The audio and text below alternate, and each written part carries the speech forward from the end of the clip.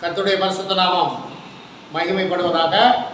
இந்த நாள் செய்திக்கு ஆதாரமாக நாம் வாசிக்க வேண்டிய வேத பகுதி 1 கொரிந்தியர் 15ஆம் அதிகாரம் 50வது வசனம். 1 கொரிந்தியர் 15ஆம் அதிகாரம் 50வது வசனம். சகோதரரே, நான் சொல்லுகிறது என்னவெனில், மாம்சமும் இரத்தமும் தேவனுடைய ராஜ்யத்தை சுதந்திரிக்க மாட்டாது. அழிவுள்ளது அழியாமையை சுதந்திரிப்பதும் இல்லை. நான் வாசித்திருக்கிற இந்த திருவசனத்தின் மூலம் கர்த்தர் நம்மோடு பேசும்படியாக நம்ம மத்தியில் தம்பி சாலமோன் அவர்கள் செபிப்பார்கள். ஸ்தோத்திரம் ஆண்டவரே, ஸ்தோத்திரம் பிதாவே, ஸ்தோத்திரம் கர்த்தாவே, தகப்பனே. இன்றைய வேத வசனத்தின் மூலமாக கர்த்தர் அவர்களோடு பேசணும். 1 கொரிந்தியர் 15ஆம் அதிகாரம் 50வது வசனத்தின் மூலமாக கர்த்தர் எங்களோட பேசணும். நீங்கள் இடைபெறணும் ஆண்டவரே. அப்பா, இதில் உள்ள ரகசியங்களின் மறைபொருள்களை கர்த்தர் நீங்கள் எங்களுக்கு வெளிப்படுத்த வேண்டிய ஜெபிக்கிறோம். அதை நாங்கள் கேட்டு எங்கள் இருதயத்தில் உணர்ந்து அப்பா உங்களுக்கு பிரியமாய் வாழ கர்த்தர் செய்ய எல்லா துதி கன மகிமை யாவும் உமக்கே செலுத்துகிறோம். மீட்பர் இயேசு கிறிஸ்துவின் நாமத்தினால் ஜெபிக்கிறோம் ஜீவனுள்ள நல்ல பிதாவே, ஆமென். நாம் இந்த நாளிலும் வாசித்த வேத வசனம்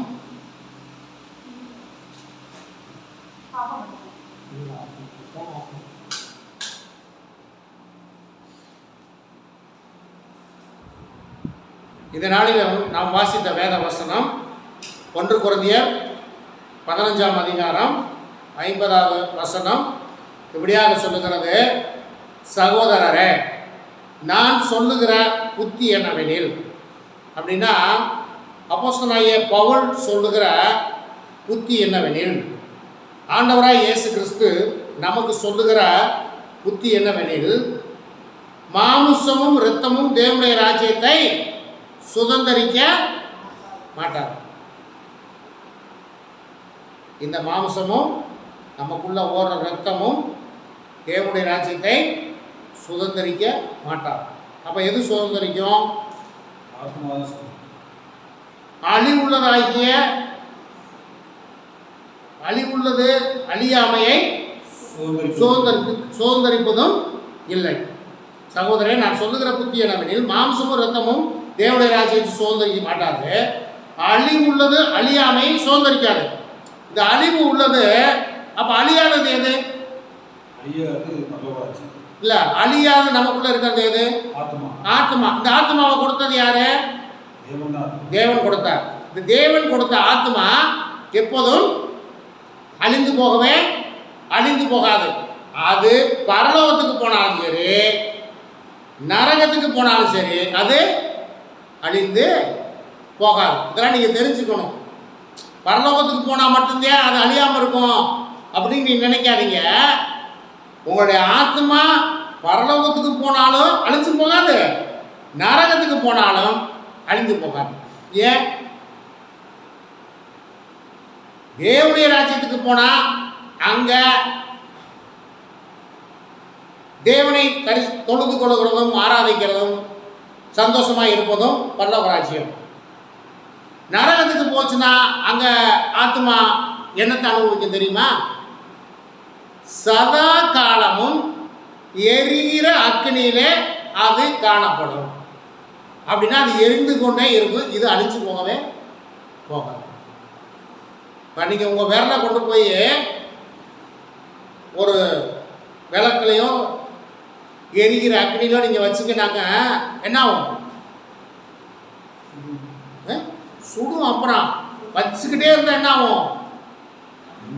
அழிஞ்சு போயிடும். நீங்கள் வச்சுக்கிட்டே இருந்தால் என்ன பண்ணியா?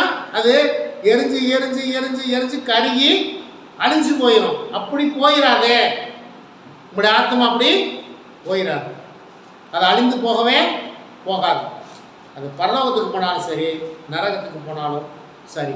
ஏன்னா இந்த மாம்சமும் இரத்தமும் அழிந்து போயிடும். தேவன் கொடுத்த ஆத்மா ஒரு காலம் அழிந்து போகாது. சரி, கர்த்தருக்கு ஸ்தோத்திரம். இப்போ நம்ம நாட்களில் 2 காரியத்தை குறித்து பார்க்க போகிறோம். ஆண்டவருடைய வருகையை குறித்து நம்ம பார்க்க போகிறோம். இப்போ சிலர் சொல்லுவாங்க, முதலாம் வருகைனா இயேசு கிறிஸ்து பூமியில் பிறந்தது, அதுதான் முதலாம் வருகைன்னு சொல்லுவாங்க. அப்புறம் இனி புதிய ஏற்பாட்டின் சபையை எடுத்துக்கொள்வதற்கு வருவது 2வது வருகை என்று சொல்லுவாங்க. அதுக்கப்புறம் இஸ்ரவேல் ஜனங்களை மீட்பதற்காக ஆண்டவர் வருகிறார், அது 3ஆம் வருகை என்று சொல்லுவார்கள். சரி, அது எப்படியா இருக்கட்டும்.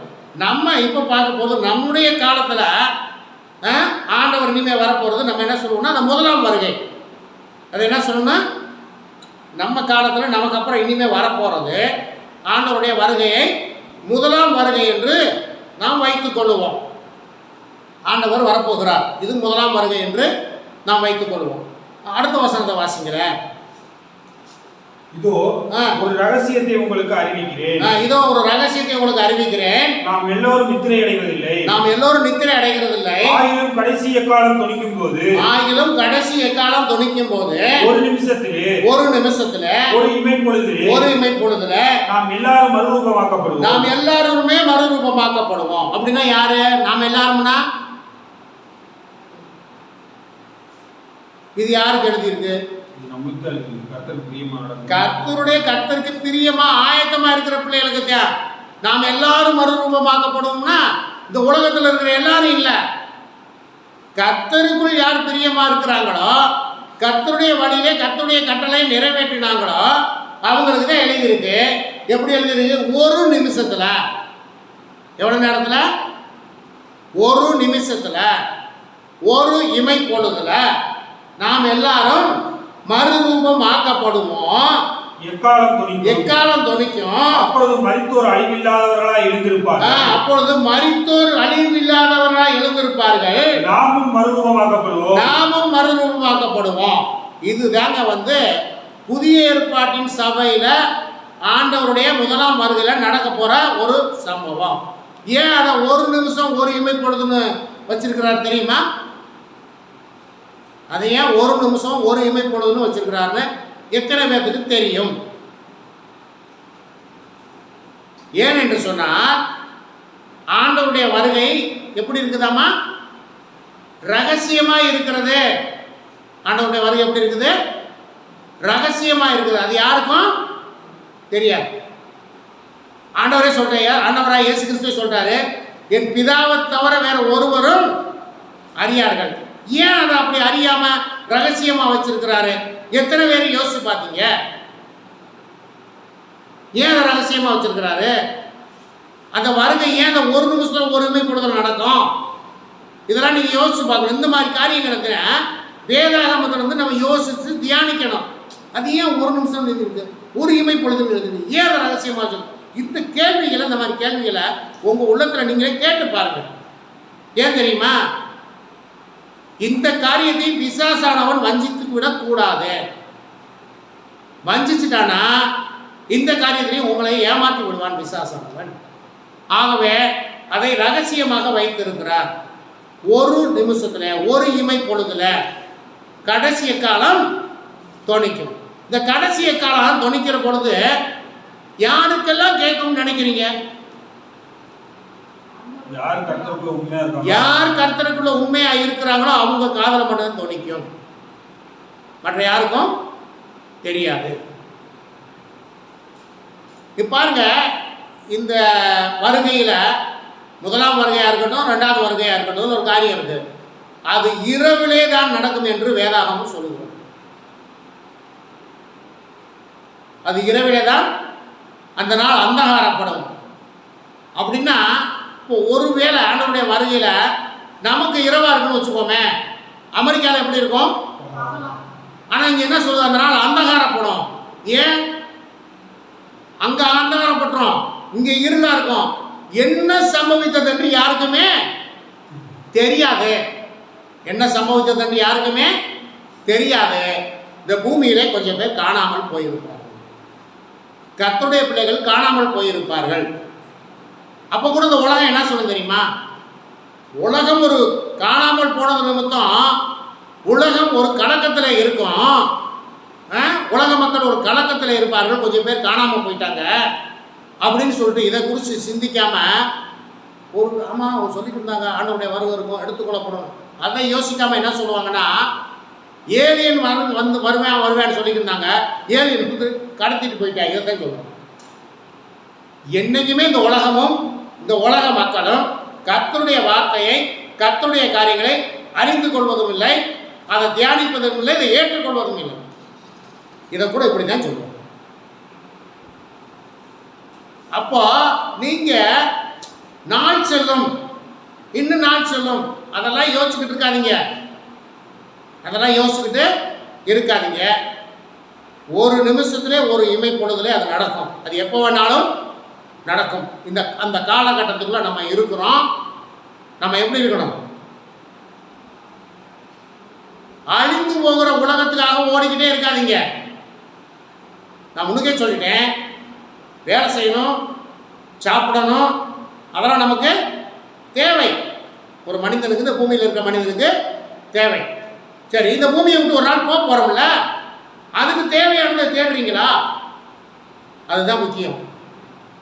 அதுதான் முக்கியம். நீ ஊழியம் செய்ய, விசுவாசியாரு, நீ யாரா வேணாலும் பெரிய ஒரு பிசப்பா கூட இரு. ஆனால் நாம் செய்ய வேண்டியது என்ன? அழியாத ராஜ்யத்துக்கு நம்முடைய ஆத்மா போகணும். அந்த அழியாத இடத்துக்கு நம்ம போகணும் அப்படின்னா இங்க இருக்கும் பொழுது நம்ம என்ன செய்யணும்? ஆயத்தமாயிருங்க. அப்ப நம்ம என்ன செய்யணும்? நம்ம பாடல் கூட படித்தோம், 1 மணி நேரம் கொடுத்து பாரு, உன்னை தேவன் உயர்த்துவார். நம்முடைய வாழ்க்கையில 1 மணி நேரம் தேவனுக்கு கொடுக்குறோமா? எத்தனை மணி நேரம் ஒரு நாளைக்கு? 24 மணி நேரம். கர்த்தருக்கு எவ்வளவு நேரம் கொடுக்குறோம்? சொல்லுவாங்க, பெரிய பிரசங்கியால பேசுவாங்க, தசம பாகமா கணக்கு போட்டு 2.5 மணி நேரம் 2 மணி நேரம் 40 நிமிஷம் கொடுக்கணுமா? சொல்ற ஆள் முதல்ல செய்யணுங்க. அப்போ நம்ம என்ன செய்யணும்? 1 மணி நேரம் கர்த்தருக்கு நீங்க கொடுத்து பாருங்க, உங்களுடைய வாழ்க்கை எப்படியோ இருக்கும், உயரும். இப்போ பாருங்க, நம்ம வந்து அந்த கர்த்தருடைய வாழ்க்கையில், இந்த உலக வாழ்க்கையில் நம்ம அழியாமல் இருக்கிற இடத்துக்கு போகணும். அந்த ஆத்மா அழிந்து போகாமல் இருக்கிறதுக்கு நாம் இதை செய்ய கண்டிப்பாக இதை கடைபிடிக்க வேணும். வாசிங்க 1 தெசலோனிக்கேயர் 4:15 வாசிங்களேன். 1 தெசலோனிக்கேயர் 4:15. கர்த்தருடைய வார்த்தையை முன்னிட்டு நான் உங்களுக்கு சொல்லுகிறதாவது, கர்த்தருடைய வருகை மட்டும் உயிரோடு இருக்கும் நாம் நித்திரை அடைந்தவர்களுக்கு முந்திக் கொள்வதில்லை. ஏனெனில் கர்த்தர் தாமே ஆரவாரத்தோடும் பிரதான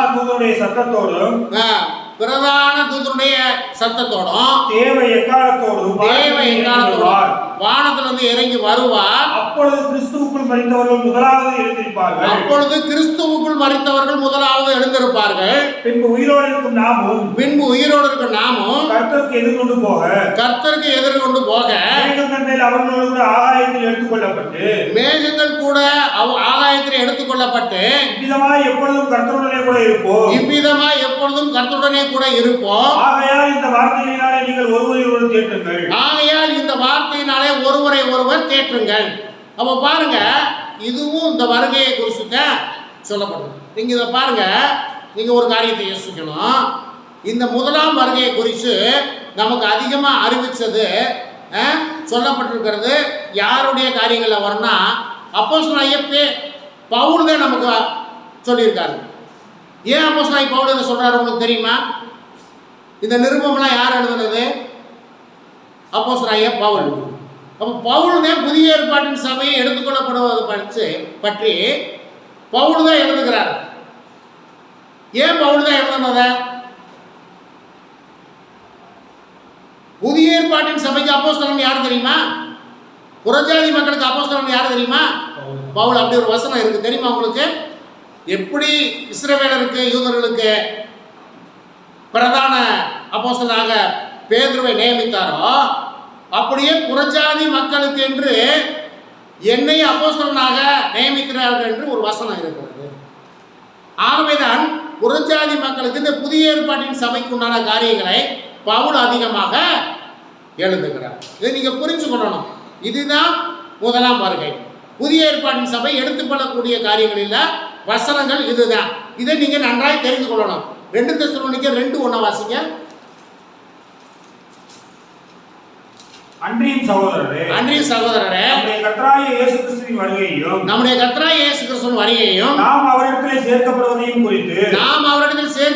குறித்து நாங்கள் உங்களை வேண்டிக் கொள்ளுகிறது என்னவென்றால் ஒரு ஆவியினாலாவது வார்த்தையினாலாவது எங்களிடத்திலிருந்து வந்ததாய் தோன்றுகிற ஒரு நிருபத்தினாலாவது கிறிஸ்துவினுடைய நாள் சமீபமாய் இருக்கிறதற்காக சொல்லப்பட்டால் உடனே சஞ்சலப்படாமலும் கலங்காமலும் இருங்கள். இப்ப நம்ம செய்ய வேண்டியது என்னன்னு கேட்டீங்கன்னா, இப்போ ஒருவேளை இங்க பாருங்க, ஒரு ஆவியினாலாவது, அது என்ன ஒரு ஆவியினாலாவது? இப்போ நீங்க ஒரு கூட்டத்துக்கு போறீங்க, அங்க ஒரு ஆவியில நிரம்ப சொல்றாரு, நாளைக்கு நைட்டு 8 மணிக்கு இயேசு கிறிஸ்து வந்துருவான்னு சொல்றாரு. நீங்க என்ன செய்யணும்? உடனே என்ன செய்யணும்? உடனே அது அப்படியே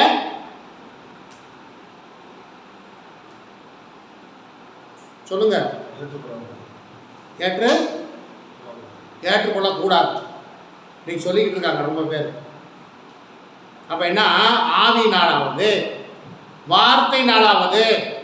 இப்ப ஆவி, அடுத்து வார்த்தை. என்ன சொல்லுவாங்க? அடுத்த மாசம் 15ஆம் தேதி இயேசு கிறிஸ்து, இப்படிலாம் செய்திகள் வந்து தெரியுமா உங்களுக்கு? அடுத்த மாசம் 15ஆம் தேதி இயேசு கிறிஸ்து இரவு 10 மணிக்கு வந்துருவாரு. இதையும் நீங்க என்ன செய்யணும்? ஏற்றுக்கொள்ள கூடாது. அப்புறம் எங்களிடத்தில் வந்ததாய் தோன்றுகிற ஒரு நிருபத்திலாவது கிறிஸ்துவனுடைய நாள் சமயமாய் இருக்கிறதாக சொல்லப்பட்டால் உடனே நீங்க சஞ்சலப்படாமலும் கலங்காலமும் இருந்தீங்க.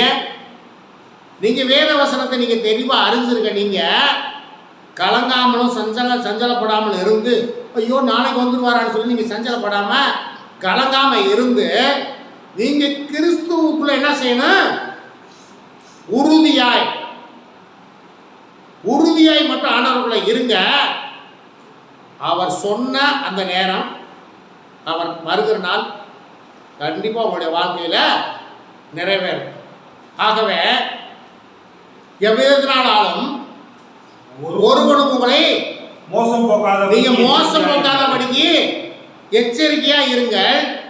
ஏனெனில் விசுவாசம் துரோகம் முந்தி நேரிட்டு பாவ மனுஷன் வெளிப்பட்டாலே அந்த நாள் வராது.